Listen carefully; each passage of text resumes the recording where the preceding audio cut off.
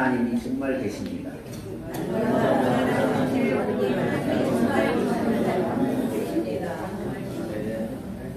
하나님 계시죠? 오늘도 인재하셔서 우리를 변화시켜 주시리라 믿습니다. 여러분 정직하시죠? 하나님은 사람을 정직하게 지으셨지만 사람은 많은 깨로 인하여 스스로 웅덩이에 빠지게 되고 또 깊음에 빠지게 됩니다. 지금까지 살아오면서 여러분이 생각했던 모든 계획들이 때로는 여러분을 어렵게 하거나 곤란하게 할 때가 많이 있습니다. 기가 막힌 생각을 했는데 환경은 전혀 다르게 펼쳐질 때에 인간이 얼마나 연약한가를 깨닫게 됩니다. 사람에게는 하나님의 창조에서 멀어지게 하고 그리고 서로 하나 되지 못하도록 방해합니다. 아담 하와가 뱀의 게임을 받아 하나님의 말씀을 생각지 않고 자기의 탐심으로 인하여 불순종하게 됩니다. 그 결과 하나님과의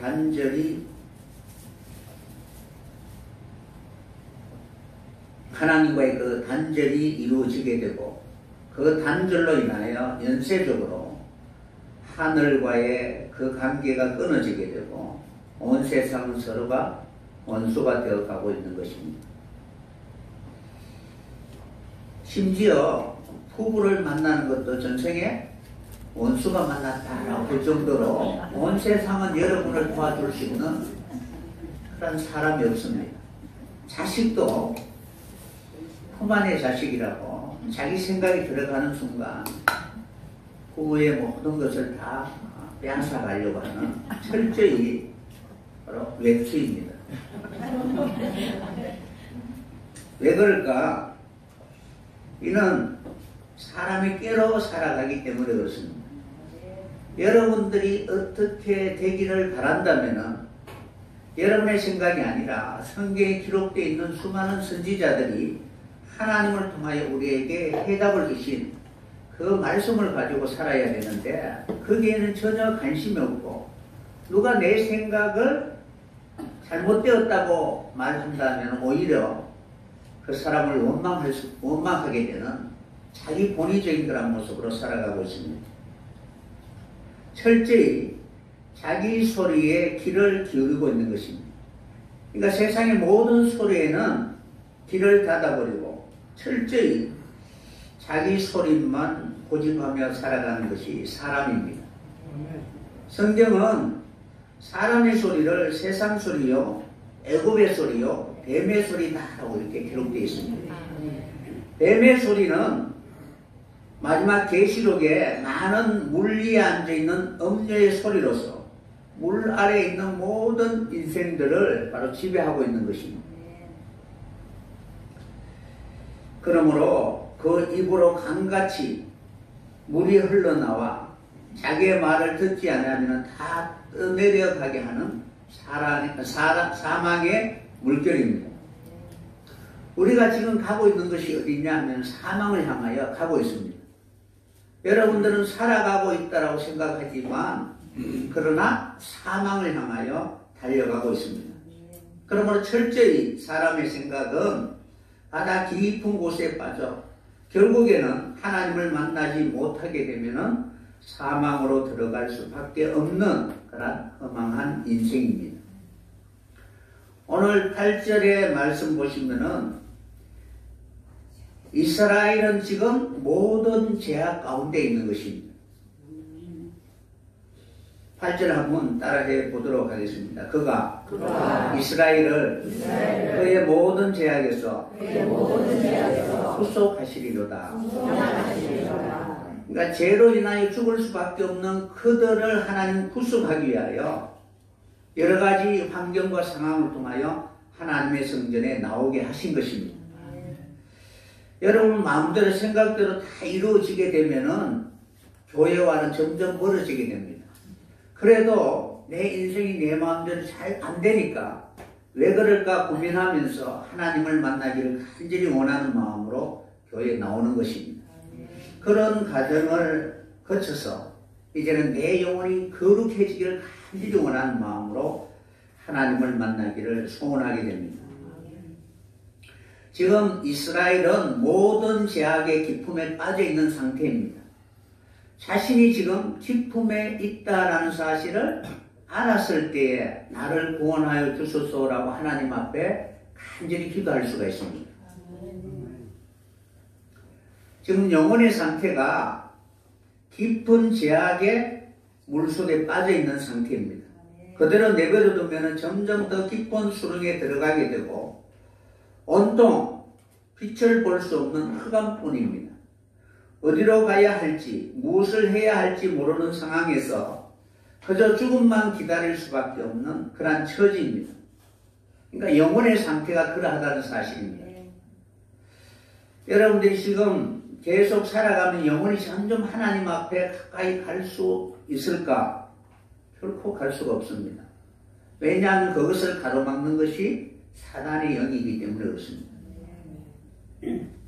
우리가 아무리 옳은 생각을 한다 할지라도 그것은 하나님과는 아무런 상관이 없는 그러한 생각들입니다.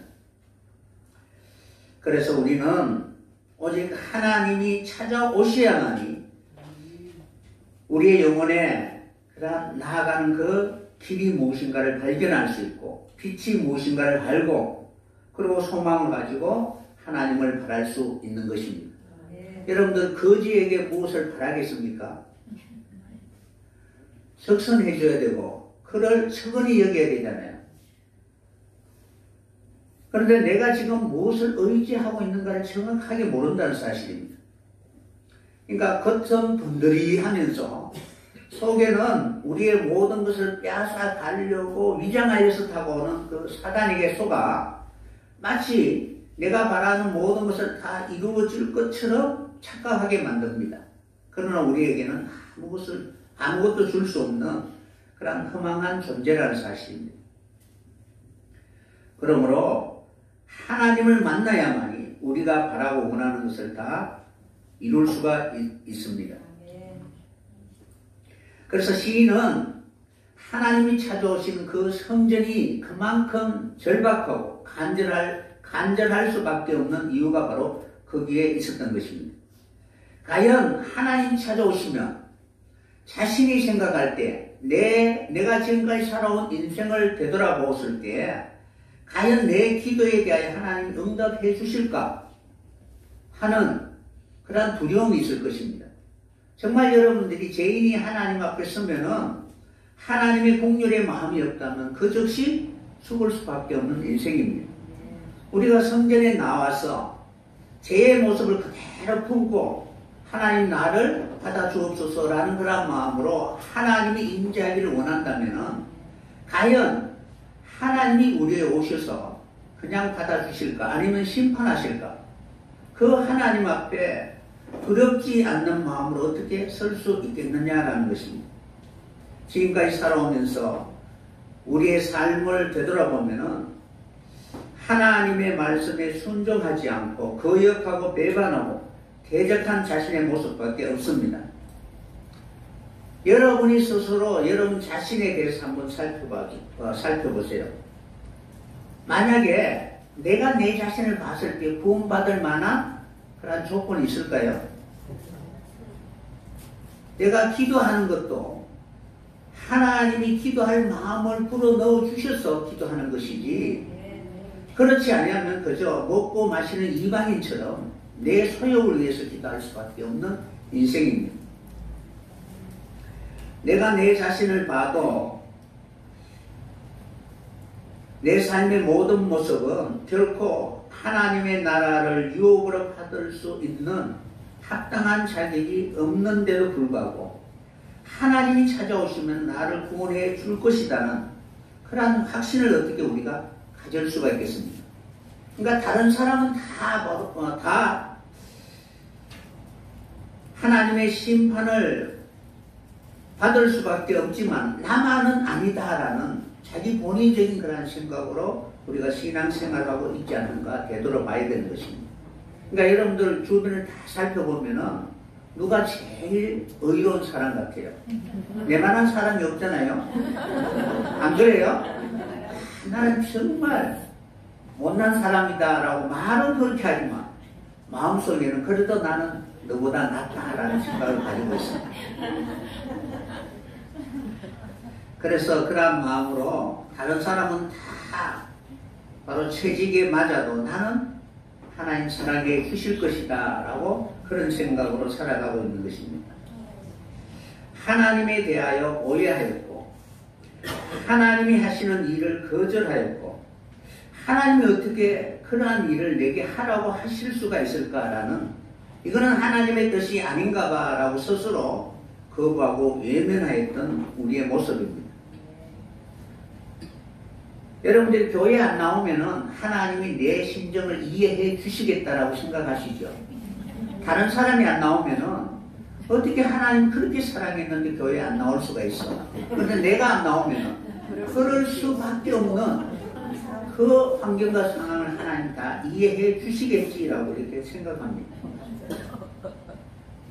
수시로 우리는 하나님이 우리를 권고하시고 이끌어가는 모든 과정을 거절하였음에도 불구하고 하나님의 성전에 나와서는 여전히 얼굴에 철판을 까고 무슨 염치로 스스로 하나님 나를 그렇게 귀하게 여겨주실 것이다 라고 이렇게 생각하고 있느냐라는 사실입니다.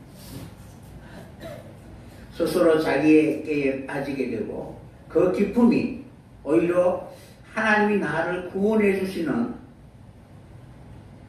하나님의 성품에다가 바로 하나님이 나를 내 지난날에 하나님을 만났던 그 흔적이 있기 때문에 하나님 나를 구원해 주실 것이다 라고 이렇게 잘못 오해할 때가 많이 있습니다.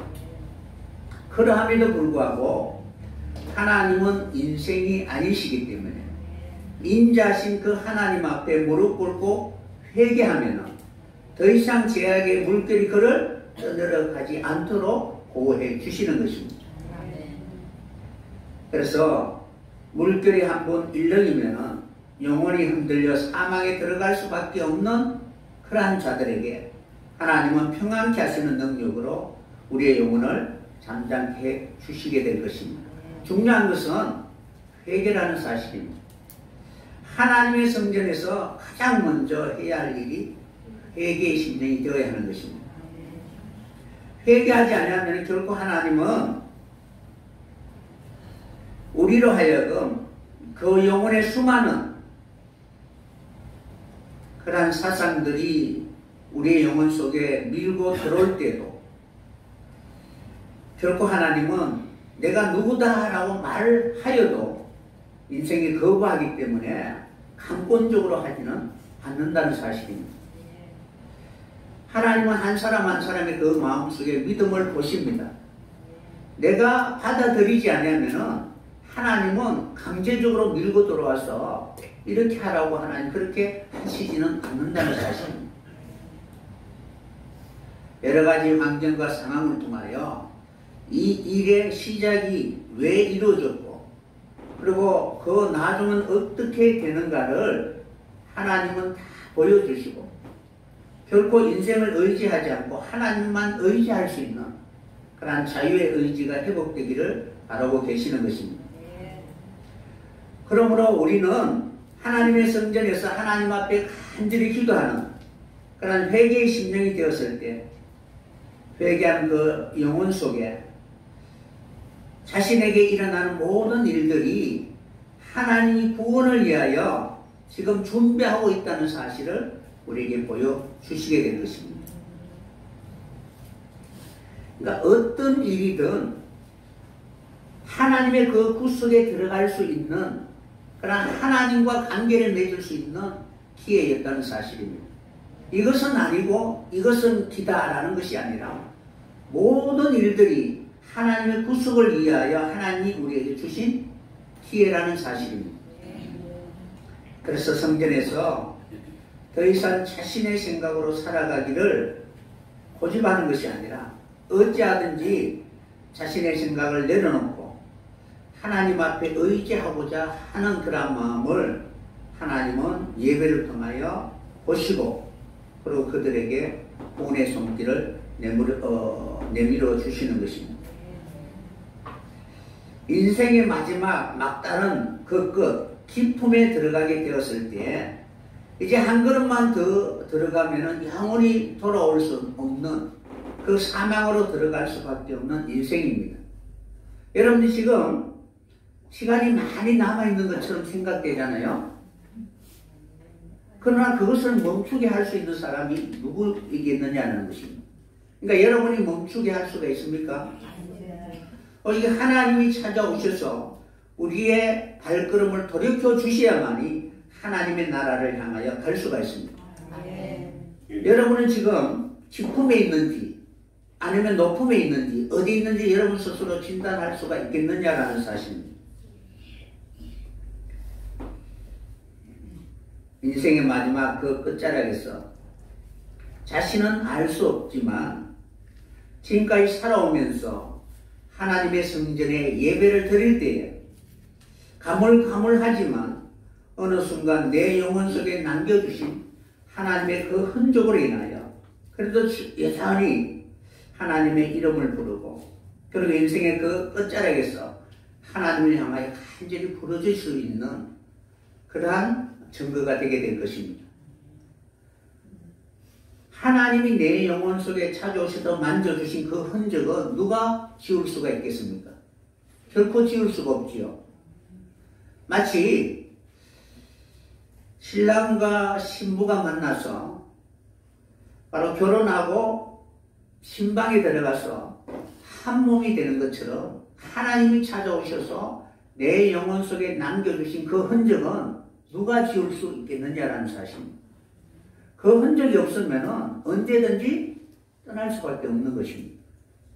일평생 살아오면서 내 영혼이 그렇게 하나님을 간절히 사모하며 오늘도 그 하나님을 떠나 살아가는 것이 얼마나 쓸쓸하고 외로운가를 느끼고 그 하나님을 만나기를 간절히 사모하는 마음으로 주의 성전을 바라볼 수 있는 귀한 이 하루가 되었으면 합니다. 그래서 시인은 내가 깊은 데서 주께 부르짖나이다 라고 이렇게 말하고 있습니다. 그러니까 하나님의 관계가 멀리 떨어져 있다는 사실입니다. 그러니까 가장 멀리 떨어져 있을 때가 가장 기쁨의 때라는 사실입니다. 그래서 하나님 없이 얼마든지 행복할 수 있으리라 생각했던 그가 죄의 깊음에 들어가 하나님과의 그 단절로 인하여 영원히 공감을 깨닫게 되었을 때 왜 그럴까라는 그 모든 원인이 자기 생각대로 살아가려고 했던 그런 마음을 인식하고 회개하기 시작하게 되는 것입니다. 우리는 정말 지혜롭다라고 생각하기 쉽습니다. 그러나 도토리 키재기 식으로 바로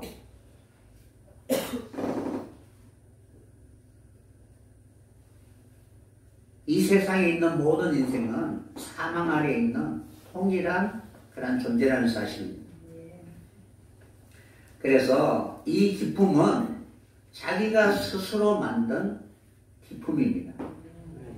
그러니까 여러분들이 여러분의 생각으로 살아가게 되면 그 생각에 사로잡혀서 더 이상 다른 것을 받아들이지 아니하려고 하는 그런 교만으로 바로 똘똘 뭉치게 되는 것입니다. 그래서 시편 69편 2절에서 3절에 보면은 이 기쁨은 이제 나를 더 이상 나를 지탱해 줄 것이라고 생각했는 것이 어느 순간 더 이상 서 있을 수 없는 기쁨 수동이었다는 사실입니다. 그러니까 여러분들이 지금 나라는 존재가 우뚝 이 땅에 세우기 위하여 열심히 애쓰고 수고하잖아요. 그런데 살아가다 보니까 나라는 존재가 더 이상 서 있을 수 없는 그런 기쁨이 어느 순간 우리를 이렇게 얽매게 되는 것입니다.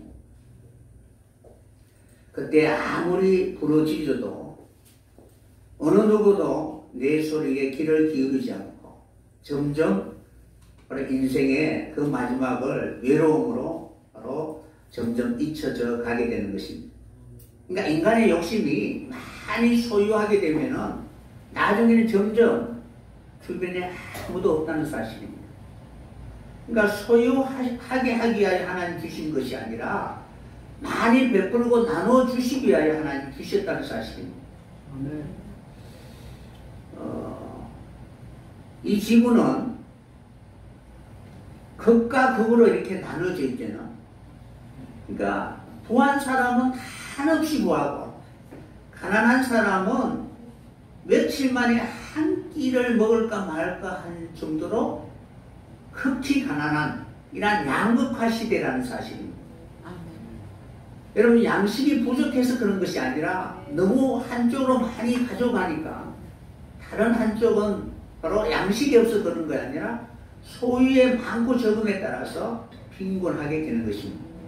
100% 주면은 이 지구는 모든 것이 넘치고 넘친다는 사실입니다. 우리도 마찬가지입니다. 미래는 우리가 계획하고 그리고 우리가 예비를 한다고 해서 그 예비한 대로 우리에게 이루어지는 것은 결코 아니라는 사실입니다. 그러므로 오늘을 사는 동안 내게 주신 그러한 소유를 통하여 많은 사람들에게 베풀며 섬기며 살아갈 수 있는 그러한 삶이 다가오는 미래를 준비하는 주인공이 될 수가 있다는 사실입니다.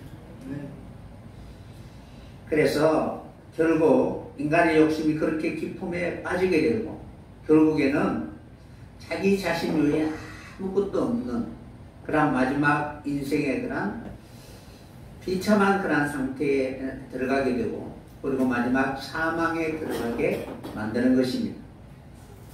그래서 이러한 자기 사상으로 살아가게 되면 철저히 지각이 망가져서 자신이 어디로 가고 있는지를 전혀 알지 못하는 상태입니다.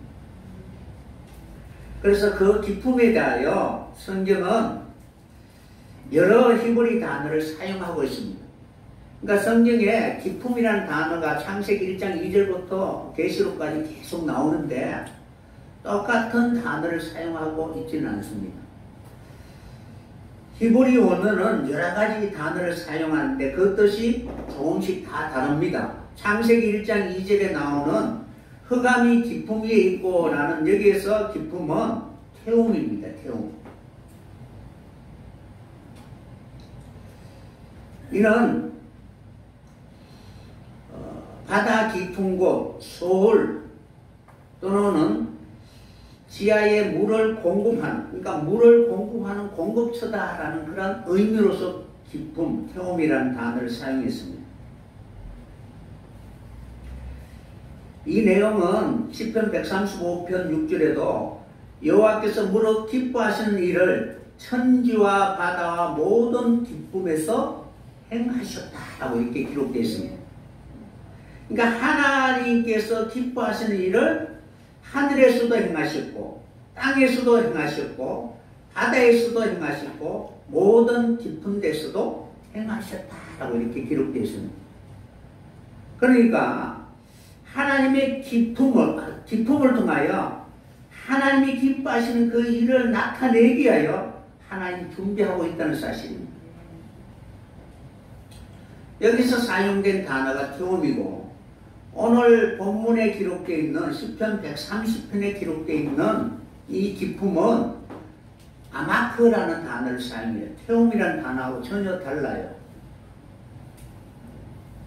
이 아마크라는 단어는 자기가 바로 살면 살수록 그 깊이를 만들어 간다는 그런 의미를 가지고 있습니다. 그러니까 어떤 분야에서 달인이 있고 전문가가 있잖아요. 처음 시작할 때는 연약하지만 그것이 경륜이 쌓이다 보니까 그것에 깊이가 있는 것입니다. 그런 것처럼 자기 사상에 빠지니까 그것이 수많은 생각으로 인하여 자신이 이렇게 살아가겠다라는 그런 힘이나 의지나 이런 동기로 인하여 점점 어느 누구도 그를 통제할 수 없는 그런 자기 세계에 빠지게 되는 것입니다. 누가 여러분의 생각 속에 치고 들어오면 여러분이 받아들여야 하는 그거예요. 그것이 지식이 많든가 경험이 많으면 더 그렇다는 사실입니다. 그러니까 신앙의 고집이 오래되면 그만큼 바로 어느 누구도 그 고집을 꺾기가 어렵다는 사실입니다. 그러니까 어린아이는 수용성이 많지만 나이가 연륜이 많은 사람은 그만큼 고집이 세다는 사실입니다. 그래서 분명히 전에 잠깐 예화를 드렸습니다. 하나님의 말씀을 비추어서 이렇게 해서 그렇게 가면 나중에는 어떻게 됩니다. 선지자들과 주변의 모든 사람들의 예를 봐도 그 끝은 이렇게 됩니다 라고 이렇게 가지 마세요 하니까 자기는 안 가봤으니까 일단 끝까지 가보고 말하자는 거예요. 얼마나 어리석습니까, 그죠? 그러니까 인생의 모습이 그러하다는 것입니다. 그래서 이 아마크라는 단어는 그것이 점점 더하여지면 골짜기가 되고 그리고 깊은 그러한 바로 이해할 수 없고 측량할 수 없는 그러한 기품이 되는 것입니다. 그리고 출애굽기 15장 5절에 보면은 홍해를 건널 때 이스라엘 백성들은 그 물이 갈라져서 구원의 길이 되었지만 애굽의 군대들에게는 물이 덮어서 기품이 내렸다라고 기록되어 있습니다. 그러니까 물이 덮어버리니까 그 기품에서 사망의 기품에서 벗어날 수 없는 그러한 심판받을 수밖에 없는 그들에게 바로 죽음의 기품이었다는 사실입니다. 그 기품은 메쪼라라는 단어를 사용합니다. 그리고 신명기 32장에는 타우티라는 단어를 사용하는데 이 기품은 사람의 마음을 상징하고 있습니다. 무엇이냐면은 아이를 낳는 그런 어머니의 그 자궁의 신비함, 그를 잉태하고 자라나게 하는 그 모든 것이 신비하잖아요. 그 깊이를 이해할 수 없는 창조의 그런 섭리이기 때문에 그렇습니다. 그때 사용하는 단어가 타흐티라는 기품입니다. 그러니까 가장 낮은 부분, 자녀를 위해서, 생명을 위해서 자기의 모든 것을 아낌없이 내어주는 그러한 마음, 그 마음을 바로 기품으로 표현했던 것입니다. 그 외에 여러 가지가 있습니다. 잠언서 20장 27절에 보면은 사람의 영혼은 여호와의 등불이라 사람의 깊은 속을 살피느니라 라고 기록되어 있습니다. 여기서 사람의 그 깊은 속을 하나님이 살핀다라고 기록되어 있는데 여기서 기품이라는 것은 바로 베텐이라는 단어를 사용하는데 바로 배, 자궁, 태어난 대로 그러니까 이 관계가 내가 태어난 곳과 내 마음이 이렇게 연결되어 있다는 사실입니다. 그 관계를 피로 맺지 못한 사람들에게 그 깊이를 이해할 수가 없지요. 그러니까 여러분들이 오랜 세월 동안 같은 말씀으로 같이 신앙생활을 해오니까 같이 생활하지 못한 사람들 보면은 도저히 이해하지 못하잖아요. 그러니까 우리가 전에 이제 동천동에 있을 때 끊임없이 우리 그 예박사님이셨는데 거기에 뭐가 있는데 자신이 제안하고 한 것에 대해서 거부하고 아무것도 없는 그게 끝까지 붙어있는 이유를 모르겠다라고 이야기하는 거예요. 그러니까 오랜 같이 생활을 해오면서 마음의 그 끈끈함, 그 깊이를 누가 이해할 수가 있겠느냐는 사실입니다. 그러니까 그러한 마음속에 교통과 교류가 이루어지는 그러한 그 기쁨이 바로 잠언서 20장 27절에는 바로 베텐이라는 단어를 사용하는데 태어난 곳이 그러하기 때문에 그러하다는 사실입니다. 그럼 우리가 다시 거듭나야만이 서로가 그 깊이와 넓이와 높이를 여러분들이 이해하게 되겠죠. 그래서 우리가 하나님의 성전에서 예배를 드리면서 하나님 나를 새롭게 하시는 그런 창조의 역사를 통하여 다시 하나님이 우리에게 바라고 원하는 그 세계에 들어갈 수 있는 그 길을 우리에게 열어주셨다는 사실을 꼭 기억하였으면 합니다. 이러한 기쁨을 통하여 진정으로 하나님은 어떻게 우리를 구원해 가시는가를 깨달을 수 있는 소중한 기회가 되었으면 합니다. 정말 우리가 신앙으로 이렇게 하나가 되지 않았다면 밖에서 만나면 서로 원수처럼 무엇인가는 빼앗으려고 하는 이러한 관계일 것입니다. 그러나 오랜 신앙생활을 하니까 그래도 빼앗으려고 하면은 마음은 아프지만 그래도 손을 조금이라도 이렇게 힘을 적게 주잖아요. 그죠? 안 그래요? 그래서 서로 욕하지만 다른 사람이 욕하면은 도저히 용납하지 못하는 그러한 관계가 되었던 것입니다. 그러니까 이러한 여러 가지 용례로서 기쁨에 대해서 사용하고 있는 것입니다. 그런데 시편 130편에 기록되어 있는 이 아마크라는 단어는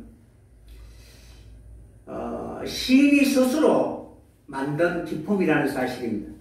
그러니까 자신이 생각하기에 이스라엘을 다스리는 왕이니까 그 나라의 모든 소유는 자기 소유라고 생각하기 쉽지요. 그러니까 여러분들이 쉽게 말하면은 여러분이 열심히 노력해서 여러분의 가정을 만들고 경제권이나 모든 것을 만들었으면은 여러분의 것이잖아요. 그죠? 내가 내 마음대로 할 수가 있지요. 근데 그것을 사용해서 악한 그러한 목적을 달성하기 위해서 수단으로 사용한다면은 결코 그것은 올바른 행위가 아니겠죠. 그러니까 모든 소유는 그것을 사용하는 사람이 무엇을 위해서 사용하느냐에 따라서 그 결과는 전혀 달라지게 될 것입니다. 하나님이 다 주셨지만 그 소유를 통하여 자기의 목적을 위하여 사용한다면 하나님 앞에 악하다는 사실입니다. 그러나 불의한 재물이라 할지라도 하나님의 창조의 목적을 위하여 사용한다면 하나님은 그 불의한 재물을 어떻게 취득했느냐라는 것을 보는 것이 아니라 이 땅에 있는 모든 소유는 하나님의 것이기 때문에 인생은 다 불의한 소유를 가지고 살아가고 있습니다. 그러면 그것을 어떻게 사용하느냐 하는 것이 매우 중요한 것입니다. 그런데 시인은 자신의 나라라고 생각했고 그리고 자신의 나라에 있는 모든 것은 자기 마음대로 하고 싶은 그런 본능이 있었던 것입니다. 그래서 어느 순간 탐심과 정욕을 인하여 하나님 앞에 범죄하게 됩니다. 그 결과 그 영혼은 하나님과 단절되게 되고 그 영혼은 기쁨에 바로 빠지게 되는 것입니다.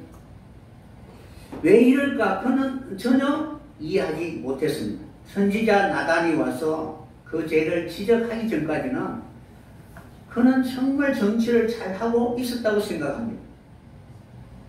그러나 어느 순간 하나님과의 그 관계가 단절되고 난 이후 그 영혼은 점점 기쁨에 빠지게 되고 그리고 그것을 알지 못하니까 하나님 여러 가지 환경과 상황을 통하여 그 원인을 찾을 수 있도록 다윗을 휘몰아치게 되는 것입니다. 죄는 우리의 영혼과 매우 밀접하게 그리고 친숙하게 관계를 맺고 있습니다. 창세기 3장 1절에 보면은 하나님이 지으신 들짐승 중에 뱀이 가장 간교하더라라고 기록되어 있잖아요. 그러니까 그 간교하다가 사람과 가장 친숙하더라라는 거예요. 그러니까 여러분하고 가장 친한 사람이 부담 없이 받아들이잖아요. 그러니까 뱀의 그러한 상황이 사람들에게는 매우 친숙한 그런 모습이라는 사실입니다. 여러분 용상이 좋아요? 아니면은 그냥 흐름한 의자가 좋아요? 그러니까 주겠다는 거예요. 그럼 싫어할 사람 있어요? 만약에 여러분들은 오늘 교회 나오려고 하는데 청와대에서 어떤 임명장을 가지고 여러분에게 이것을 주겠는데 빨리 오세요 하면 어떤 생각이 들까요? 바로 달려갑니다. 그만큼 거기에 내가 친숙하다는 사실입니다. 그것이 없으면 내가 소외된 거고 나라는 존재가 없는 것처럼 생각되는 것입니다. 그런 것처럼 인간의 영혼은 철저히 자기의 사상으로 살아가기 때문에 죄와 친숙하게 관계를 맺고 그 죄가 우리를 어디로 끌고 가는지 전혀 알아차리지 못하는 그런 지각이 망각된 그런 상태입니다. 내가 과연 기쁨에 빠져들어가고 있구나라는 것도 깨달을 수 없는 그런 상태입니다. 그러나 그것을 깨달을 수 있도록 하나님 이 땅에 교회를 세우시고 예배를 통하여 매일매일 우리가 변할 수는 없지만 가끔 가뭄에 콩나물 나듯이 그죠? 그런 순간순간들이 있기 때문에 하나님 앞에 간절히 기도하고 하나님 앞에 마음을 드릴 수 있게 되는 것입니다. 그래서 하나님이 찾아오시고 내 영혼을 만져주시는 그것을 통하여 우리의 전 인생 속에서 결코 지울 수 없는 그러한 카이로스의 그러한 경험들이 있게 될 것입니다. 그러한 흔적들을 통하여 하나님 앞에 온전한 제사를 드릴 수 있는 여러분이 꼭 되었으면 합니다. 하나님은 이렇게 자신을 포기하고 하나님 앞 제물로 드리기를 원하는 그러한 사람들에게 그 제물을 드릴 때 하나님 우리의 죄를 씻어주시는 것입니다. 여러분이 더럽다는 사실을 여러분 스스로 인정하십니까? 인정 안 하시잖아요. 아니 누가 지적할 그런 죄가 아닌 어느 누구도 알지 못하고 나도 알지 못하는 그것이 죄라고 누가 지적한다면 여러분 시인하시겠습니까? 그러니까 누가 보기에 이것은 분명히 잘못된 일이야 라고 지적할 것은 누구나 다 인식하고 있습니다. 그러나 인식하지 못하는 죄가 있다는 사실입니다. 그러면은 그러한 죄가 내 속에 있는 줄도 모르는데 어느 순간 제물로 하나님 앞에 내 자신을 드리고 기도하는 순간 어느 순간 내가 그것이 죄라는 사실을 깨닫고 눈물로 하나님 앞에 용서해달라고 간절히 기도하게 되는 것입니다. 여러분 때로는 같이 이렇게 신앙생활하면서 누군가를 미워하고 시기한 적이 있으시죠? 왜 저렇게 할까? 내 같으면 이렇게 할 것. 이런 생각으로 시기하잖아요.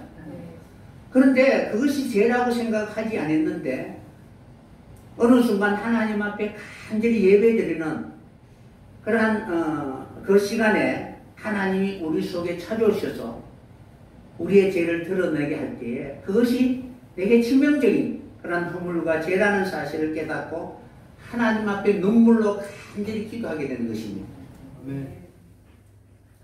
분명히 우리는 중보의 삶을 살아야 되죠. 서로 용서하며 섬기며 하는 그런 삶을 살아야 됩니다.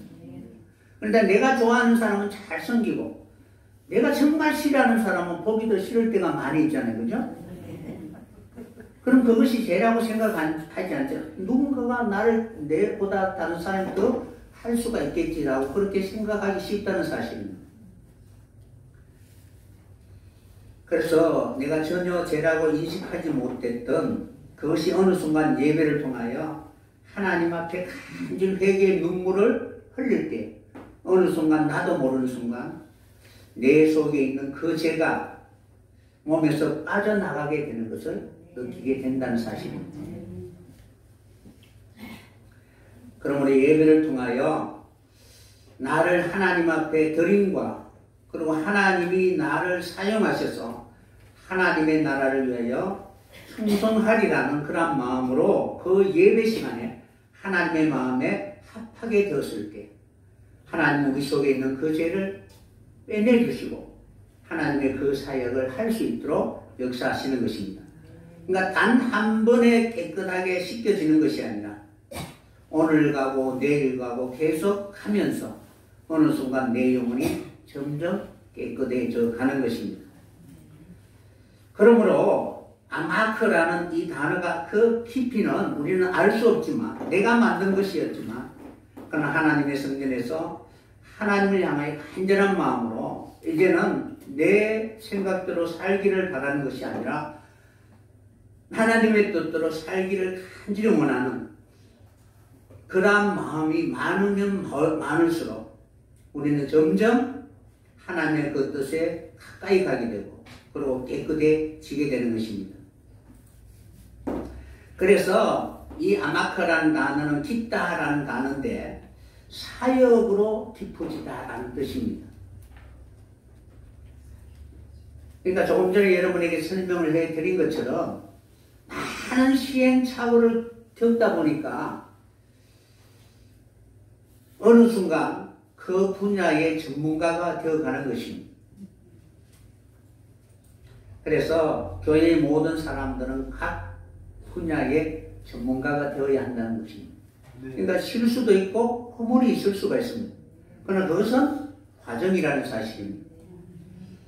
그래서 그 골짜기를 지나서 진정한 하나님이 바라고 원하는 그런 셈이 넘치는 그런 평안한 그런 안식처가 기다리고 있게 될 것입니다. 그래서 예배를 통하여 하나님과 신령한 교제를 나누는 그런 체험이 이제는 하나님을 기쁘게 하는 그런 삶을 살 수 있는 그런 동기가 되고 시작이 되는 것입니다. 하나님이 오늘 또 우리에게 무엇을 기쁘게 받아주실까? 하나님과의 그 관계를 더 소중하게 여기고 오늘 또 예배 시간을 통하여 내 마음속에 아직도 하나님과 하나 되지 못한 자기의 유익을 앞세우는 것이 있지 않는가를 늘 살펴보고 이제는 자기의 유익을 더 앞세우는 사람의 꾀를 내려놓고 하나님 앞에 순전한 마음으로 온전히 내어드릴 수 있는 그런 사람이 되어야 하는 것입니다. 여러분 지금까지 신앙생활하면서 하나님을 기쁘게 하는 삶이 많았습니까? 아니면 자기를 기쁘게 하는 삶이 많았습니까? 내가 괴로우면은 더 이상 하려고 하지 않습니다. 여러분 교회에 청소하고 섬기고 여러 가지 하는 거 힘들고 어렵잖아요. 그런데 내가 주인이고 그리고 모든 사람들이 다 자녀라고 생각하면은 기쁜 마음으로 하잖아요.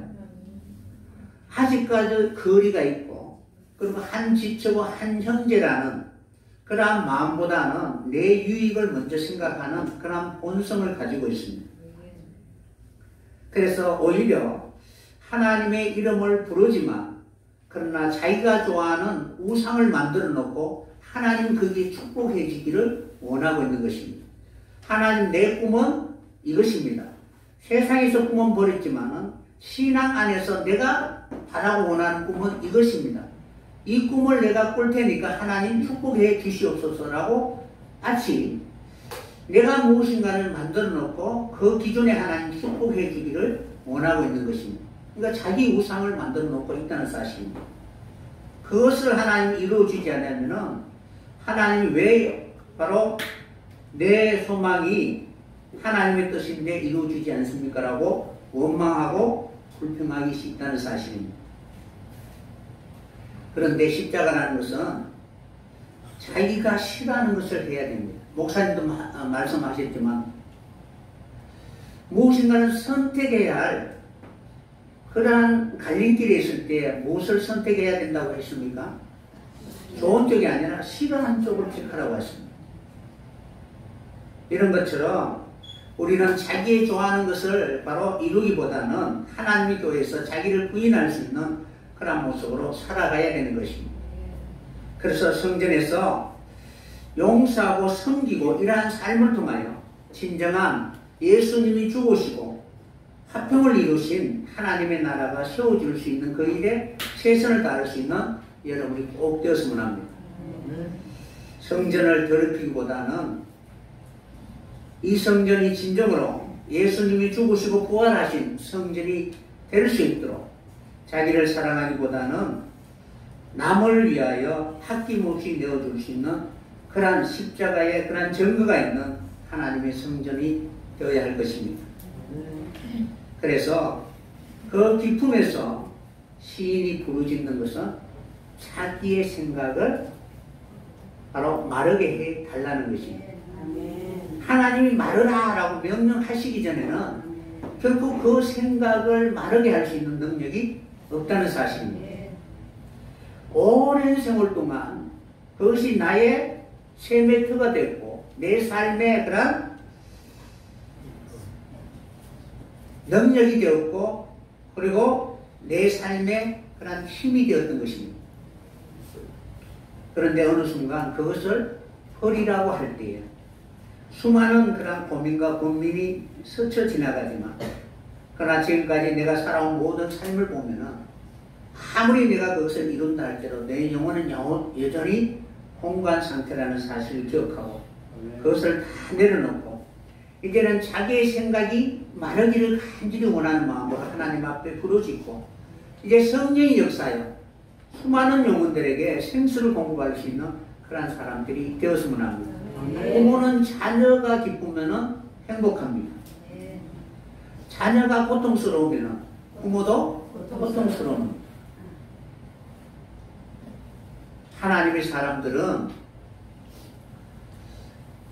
이 땅에 수많은 영혼들을 바라볼 때에 그들의 그런 아픔과 고통을 주님의 마음으로 바라보면서 그들에게 가장 소중한 것이 무엇인가를 늘 염두에 두는 그런 그리스도의 마음, 하나님의 마음, 아비의 마음으로 바라봐야 될 것입니다. 이제는 그러한 어머니의 마음, 아버지의 마음으로 하나님 앞에 간절히 부르짖는 그러한 마음으로 부르짖고 있는 것입니다. 그래서 예수님이 제자들에 보여주신 것은 다른 것이 없습니다. 자기의 뜻을 포기하고 하나님의 뜻대로 순종하기를 간절히 원하는 마음으로 그러한 삶을 사신 것입니다.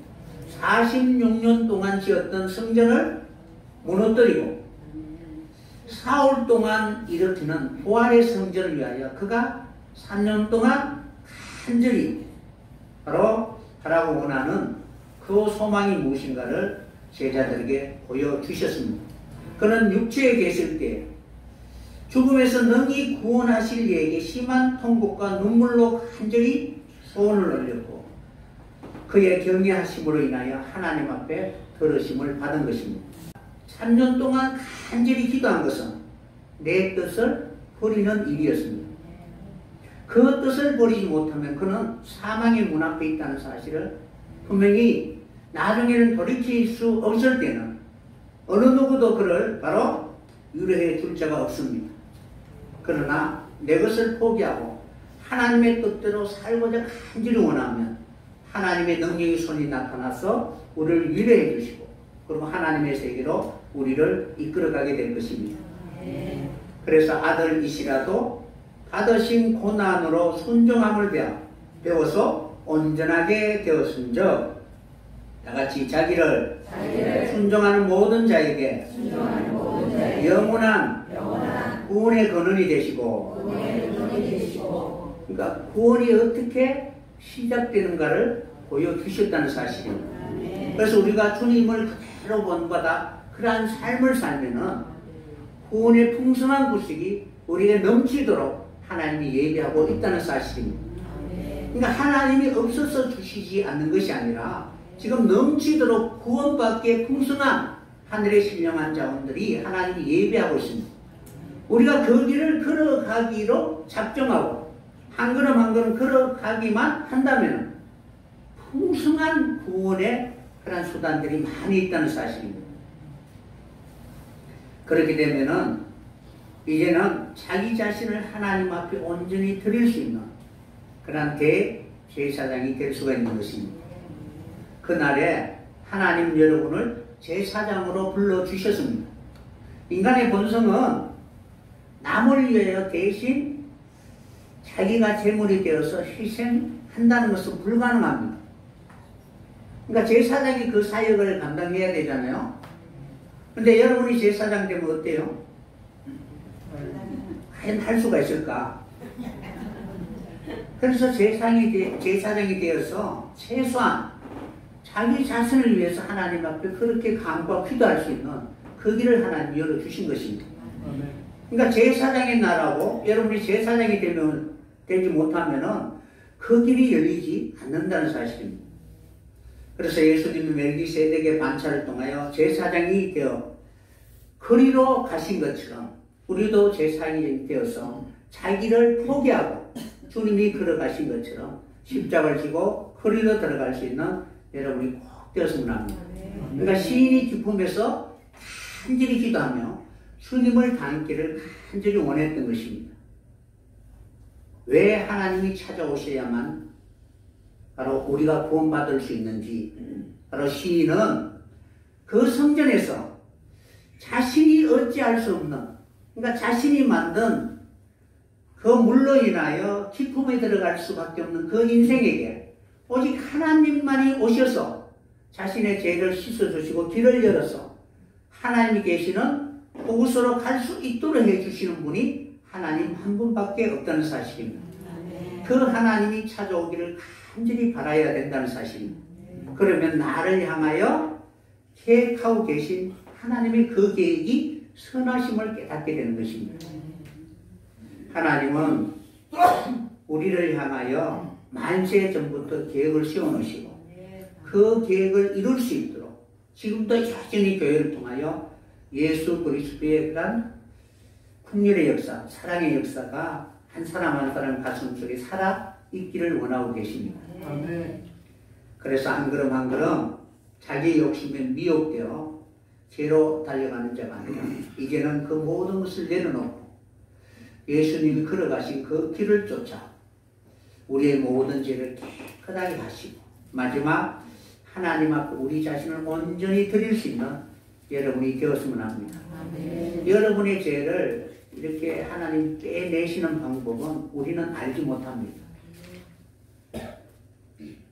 의사가 암 환자에게 긍휼이 있습니까? 없습니까? 자비가 있습니까? 없습니까? 아플까? 그러면 조금만 째지. 이렇게 하는 것이 아니라 마음이 아프고 고통스러워도 확 드러내야 되잖아요. 그게 자비고 긍휼이라는 거예요. 그래서 하나님은 우리의 사정이나 형편을 보지 않는다 할지라도 우리 하는 그 죄가 우리를 사망에 이르게 하는 죄라면 하나님이 어떻게 손을 넣어서 확 빼낸다 할지라도 그것이 인자하시며 긍휼이라는 사실을 꼭 기억했으면 합니다. 이해할 수 없지만 하나님이 하시는 일에 모든 것을 맡기고 마침내 우리에게 복을 주시기 위한 인자하심을 기억하시고 오늘 또 그 인자하심을 따라 우리를 이끌어 가신 모든 가정들이 비록 고난의 길이라 할지라도 아멘하며 인내하며 잠잠히 참아 하나님의 구원을 이룰 수 있는 그러한 인내의 사람이 되었으면 합니다. 아멘이시여 충성된 예수와 같이 오늘 또 교회 모든 성도들이 이러한 아멘 신앙으로 하나님이 이끌어가는 모든 것에 온전히 순종할 수 있는 여러분이 되었으면 간절히 바라고 원합니다. 오늘도 그런 마음으로 이러한 믿음의 선한 싸움에서 승리할 수 있는 복된 하루가 되시기를 예수님의 이름으로 간절히 축원합니다.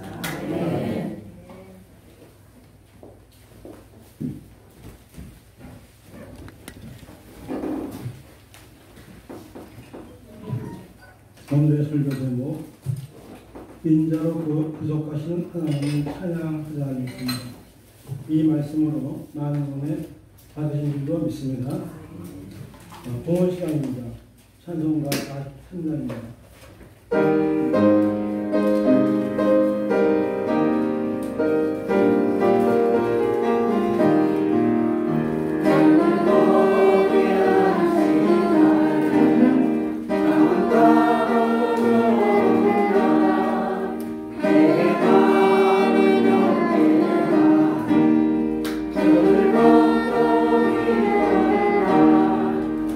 이 나를 사랑하니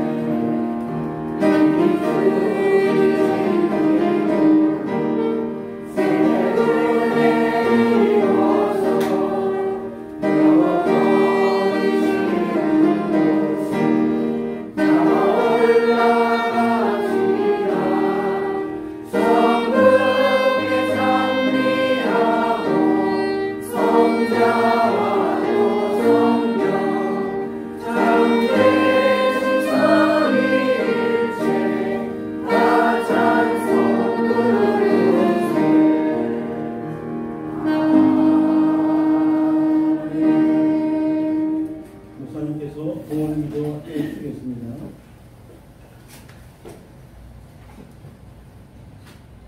매네매네 내게 구발하신 하나님의 저울에 달려 부족함이 되면 하나님의 심판을 받을 수밖에 없는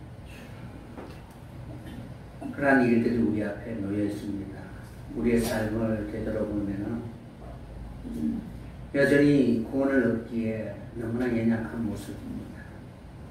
부르짖지도 않고 사모하지도 않고 주님을 만나기를 간절히 원하는 것도 아닙니다. 이제는 그저 형식적으로 변해진 이 시대에 그렇다 한 사람 한 사람이 지난 모든 삶을 통하여 하나님이 만져주신 그 흔적으로 인하여 오늘 또 다시 회복할 수 있는 그런 한 사람이 한 사람이 되기를 간절히 원합니다. 내 생각을 내려놓게 하시고 오직 우리를 향한 하나님의 그 뜻이 신실한 사실을 고백하고 주님 앞에 온전히 맡길 수 있는 예배자가 되게 해 주시옵소서. 우리를 향한 하나님의 계획은 신실하십니다.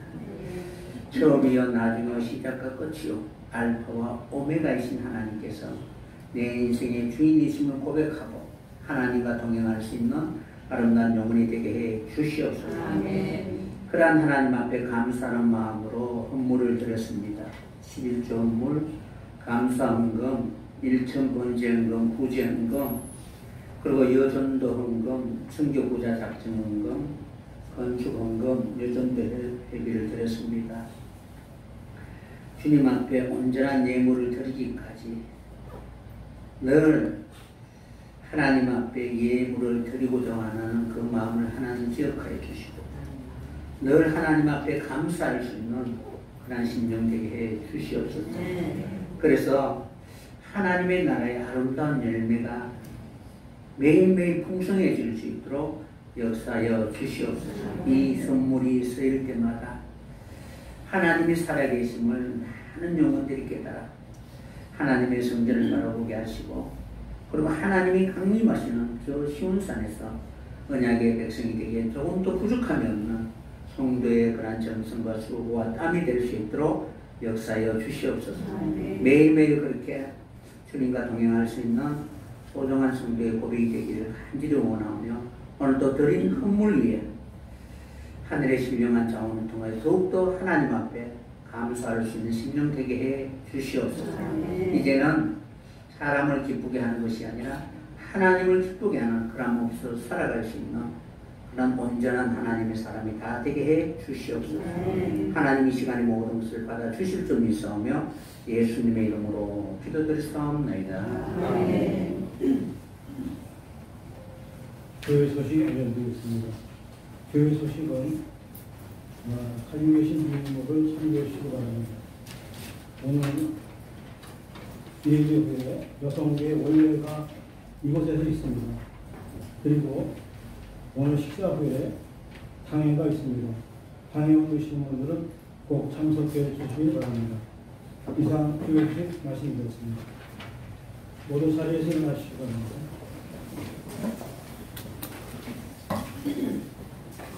찬양 623장 찬양하시면서 오늘 오전 예배를 마치도록 하겠습니다.